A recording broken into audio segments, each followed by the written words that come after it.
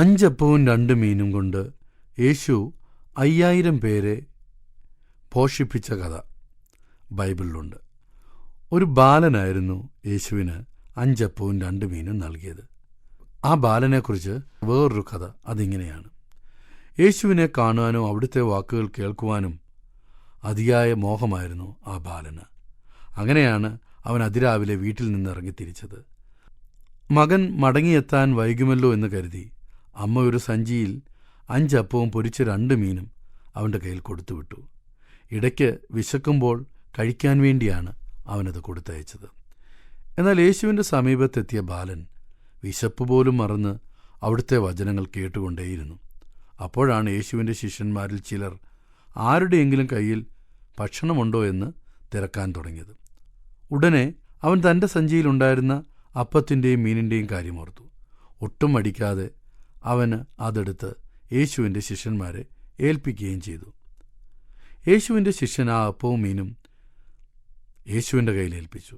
അവിടുന്നാകട്ടെ അതെടുത്ത് ആശീർവദിച്ച ശേഷം എല്ലാവർക്കും വിളമ്പിക്കൊടുക്കുവാൻ കൽപ്പിച്ചു. ബാലൻ കൊടുത്ത അപ്പവും മീനവും അവൻ നോക്കിക്കൊണ്ട് നിൽക്കുമ്പോൾ തന്നെ അത്ഭുതകരമായി വർദ്ധിക്കുവാൻ തുടങ്ങി.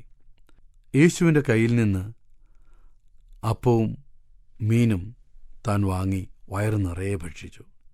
എല്ലാവരും ഭക്ഷണം കഴിച്ച് തൃപ്തരായപ്പോൾ ഒട്ടേറെ അപ്പവും മീനും മിച്ചം വന്നു. യേശുവിൻ്റെ ശിഷ്യർ നിർബന്ധിച്ചതനുസരിച്ച് തൻ്റെ സഞ്ചി നിറയെ അപ്പവും മീനുമായി അവൻ വീട്ടിലേക്ക് പോയി. സഞ്ചി നിറയെ അപ്പവും മീനുമായിട്ട് അവൻ വൈകുന്നേരം വീട്ടിൽ മടങ്ങിയെത്തിയപ്പോൾ അവൻ്റെ അമ്മയ്ക്ക് വിശ്വസിക്കാനായില്ല. എങ്കിലും ആ സമയത്ത് താൻ കണ്ടതും കേട്ടതും സാക്ഷ്യം വഹിച്ചതുമൊക്കെ വിവരിക്കാനുള്ള ആവേശമായിരുന്നു ആ വീട്ടിൽ തിരിച്ചെത്തിയ സമയത്ത്. അവൻ്റെ അമ്മയാകട്ടെ അവൻ പറഞ്ഞ കാര്യങ്ങൾ കേൾക്കുവാൻ അതിലേറെ ആവേശമായിരുന്നു. താൻ കൊടുത്ത 5 അപ്പവും 2 മീനും കൊണ്ട് യേശു 5000 പേരെ തീറ്റിപ്പോറ്റിയ കഥ പറഞ്ഞ് അവസാനിപ്പിച്ച ശേഷം ആ ബാലൻ അമ്മയോട് ചോദിച്ചു, അമ്മേ, നാം യേശുവിന് കൊടുക്കുന്നതെല്ലാം ഇതുപോലെ കൂടുതലായി അവിടുന്ന് മടക്കിത്തരുമോ? വളരെ സന്തോഷത്തിന് കണ്ണുനീർ പൊഴിച്ചുകൊണ്ട് ആ അമ്മ പറഞ്ഞു, തീർച്ചയായിട്ടും.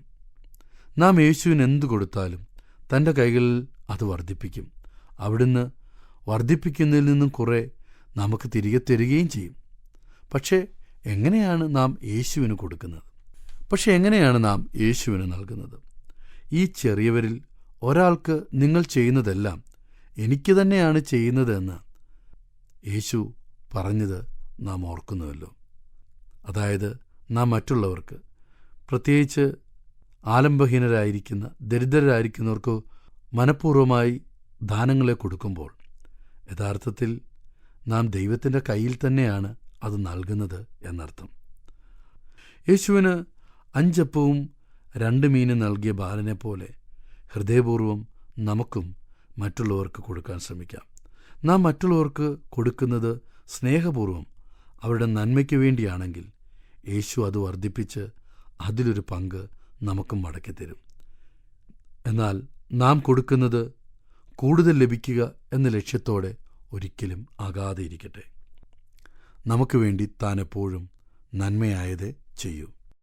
ഞങ്ങളെ വിളിക്കുവാൻ ആഗ്രഹിക്കുന്നവർ ഞങ്ങളുടെ നമ്പർ ശ്രദ്ധിക്കുക: 988 022 1957.